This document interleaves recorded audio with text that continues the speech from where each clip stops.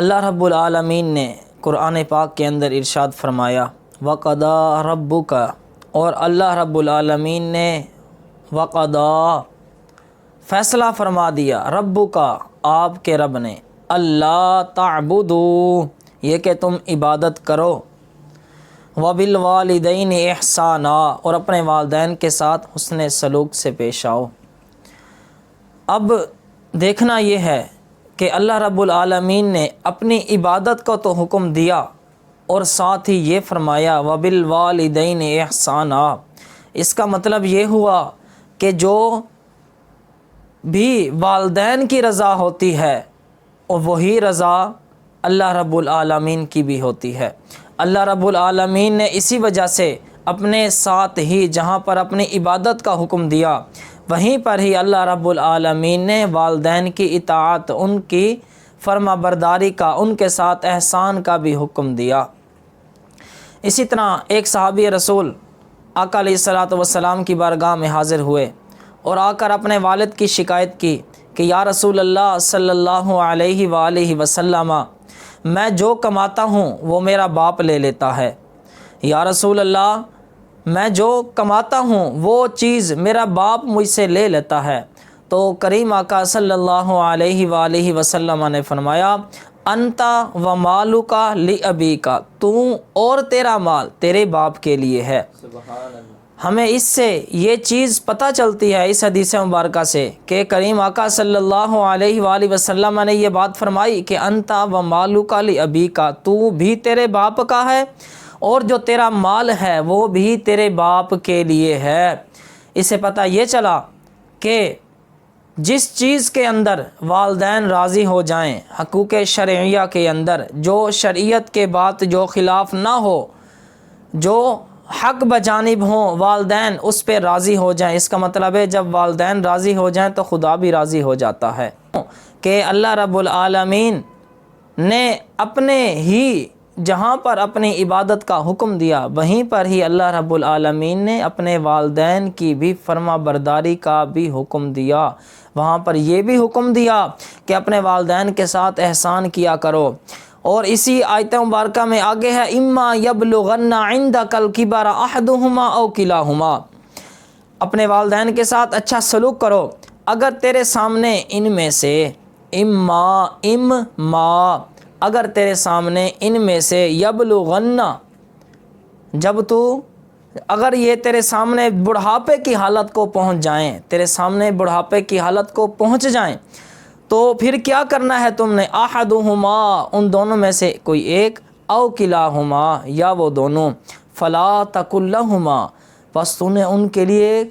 کوئی بات نہیں کہنی، اف، کوئی بات سے مراد یہ ہے کہ اف نہیں کہنا ان کو، ان کے آگے نہیں بولنا، اونچا نہیں بولنا، وہ کام نہیں کرنا جس سے ان کی دل آزاری ہو، ولا تنہرہما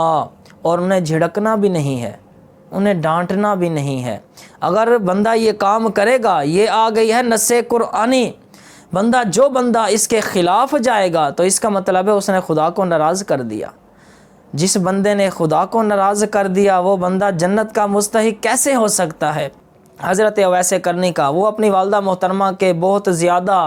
احسان مند تھے، ان کے ساتھ احسان حسن سلوک کرنے والے تھے۔ وہ اپنی والدہ محترمہ سے اجازت لے کر آقا علیہ الصلوۃ والسلام کی بارگاہ میں حاضر ہونا چاہتے تھے۔ اپنی والدہ سے اجازت لی، والدہ نے کہا بیٹا تم مدینے چلے جاؤ، وہاں جا کر حضور کا صحابی بن جاؤ حضور کا صحابی، کیونکہ ایک صحابی لاکھوں اولیاء، کتب، ابدال، غوث سارے مل بھی جائیں تو ایک صحابی کے ذرے کے نیچے، صحابی کے پیروں کے ذرے سے جو خاک مس ہوئی اس کے برابر بھی نہیں ہو سکتے۔ تو انہوں نے عرض کی اماں جان میں حضور کو دیکھنا چاہتا ہوں، صحابی بننا چاہتا ہوں۔ آپ کی والدہ نے فرمایا کہ چلے جانا، لیکن گھر میں جانا، اگر حضور گھر میں تشریف فرما نہ ہو تو ادھر ادھر نہ جانا، واپسی گھر آ جانا۔ حضرت اویس کرنی رضی اللہ تعالیٰ عنہ آپ گئے، جا کے دروازہ کھٹکھٹایا، اندر سے سیدہ کائنات، مخدومہ کائنات سیدہ فاطمہ الزہرا سلام اللہ علیہا آپ کی آواز آئی۔ پوچھا کون؟ عرض کیا میں حضور کا غلام ہوں، حضور سے ملنا چاہتا ہوں۔ آپ نے فرمایا حضور تو نماز کے لیے مسجد میں تشریف فرما ہیں۔ تو اب یہ دیکھ لیں مدینہ منورہ میں حضور تشریف فرما ہیں، اپنے گھر کے ایک کھڑکی حضور کے حجرہ مبارک کی مسجد نبوی میں کھلتی ہے، مسجد نبوی کا دروازہ ساتھ ہی ہے، لیکن اپنی والدہ کا حکم بجا لانا تھا، اس وجہ سے وہ مسجد نبوی میں نہیں گئے بلکہ واپسی آ گئے۔ اللہ رب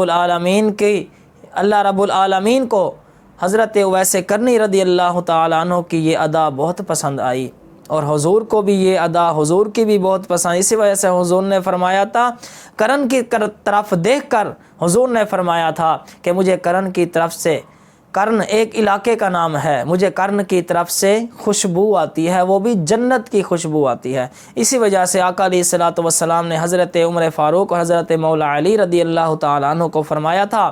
کہ جب تم اویس کرنی کو پا لینا، ان کو یہ میرا کرتا تحفے میں دے دینا اور جا کر کہنا کہ میری امت کے لیے دعا فرما دیجئے۔ اب یہ دیکھ لیں جس سے حضور فرما رہے ہیں کہ اس بندے سے جا کے کہنا کہ میری امت کے لیے دعا کر دے۔ اب سوچنے کی بات یہ ہے کہ لمحہ فکریہ یہ ہے کہ ہم اپنے والدین کے ساتھ کیسا سلوک کرتے ہیں۔ کیا ہم اپنے والدین کے ساتھ اس قرآن کی آیت کے منافی تو نہیں جا رہے؟ یہ بات ذہن میں رکھ لیجئے، جس میں نص قرآنی آ جائے اس کا جو خلاف کرے گا وہ مکروہ تحریمی حرام ہوگا، اور وہ اتنا کرے گا تو وہ کفر تک بھی پہنچ سکتا ہے۔ اللہ رب العالمین کی بارگاہ میں دعا ہے اللہ رب العالمین ہم سب کو اپنے اپنے والدین کا فرما بردار بنائے۔